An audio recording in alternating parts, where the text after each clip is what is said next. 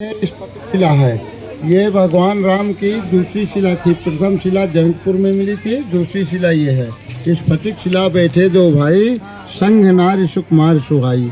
एक बार प्रभु कुसुम चुंगाए, निज कर भूषण राम बनाए। सादर सीता ही पहनाए, इस फटिक शिला अति सुंदर भाई। सीता चरण चोंच भागा, महामुंद मत कारण कागा। यहीं पे भगवान राम ने माता जानकी का पुष्पों से श्रृंगार किया था। इस दृश्य को देख करके इंद्र के पुत्र जयंत को द्वेष भाव आया। उस द्वेष भाव में उसने कौवे के रूप में आकर के माता जानकी के चोंच का प्रहार किया।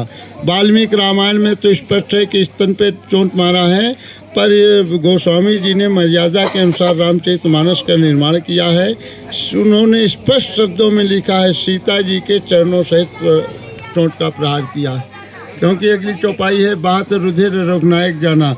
रघुनाथ जी श्रृंगार करने के बाद चरणों को नहीं निहार रहे थे, मुखमंडल को देख रहे थे। जैसे रुधिर बहता देखा, एक सिख का बाण छोड़ा। उस बाण के प्रभाव से जयंत तीनों लोकों में गया। को कह सके राम से द्रोही। राम से द्रोह करने वाले को कौन रोक सकते, माफ़ कर सकता है? किसी ने उसको साथ नहीं दिया। हर जगह से तिरस्कृत किया गया। नारद जी से भेंट होती है। नारद जी बताते हैं कि तुम जिस प्रभु का अपराध किए हो, उन्हीं के शरण में चले जाओ, क्योंकि वो भक्त भत्सल है। शरण गए प्रभु राखिए सब अपराध विचार। जब जयंत नारद जी की बात को मान करके भगवान के शरणागत हुआ, बेहोश होकर आया था, होश नहीं था, तो भगवान के तरफ चरण किया और सिर विमुख किया। माता जी ने देखा, उसे तुरंत गोद में ले लिया। प्रभु राम से निवेदन कहने लगी, प्रभु ये मेरा पुत्र है, इसने कोई अपराध नहीं किया।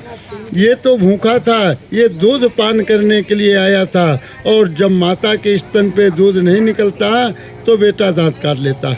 ये स्वभाववश दांत काटा, इसने कोई अपराध नहीं किया। भगवान राम माता की कृपा को समझ गए।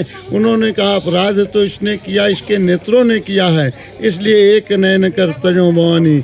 इसके नेत्रों ने अपराध किया है, तो इसकी मैं एक आँख समाप्त किए देता हूँ। माता जैसे एक आँख को समाप्त किया भगवान ने, माता जी विलाप करने लगी। भगवान ने कहा, क्या हुआ, क्या कारण है? तो उन्होंने कहा, प्रभु आपने तो इसे जीवन दान दे दिया, पर कोई बहेलिया आकर के इसे तुरंत मार देगा। एक नयन का एक तरफ देखेगा, दूसरे तरफ से मार देगा।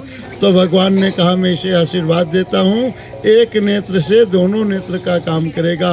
आज भी कौवे को देखिए, एक आँख से दोनों आँख का काम करता है, बड़ा चालाक होता है, जल्दी कौवा बहेलिया के जाल में नहीं आता।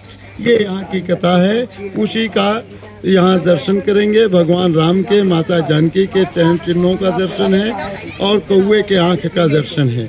जो भगवान ने आँख फोड़ी थी, वो आँख यहीं पे दर्शन है, शिला के रूप में, पत्थर के रूप में है। ये दर्शन यहाँ करना है। इसके बाद चलेंगे जानकी कुंड। आप लोग दर्शन करके शीघ्र कार्यों में बैठिए, क्योंकि समय का अभाव है। हरे कृष्णा कृष्णा कृष्णा हरे हरे, हरे राम राम राम हरे हरे।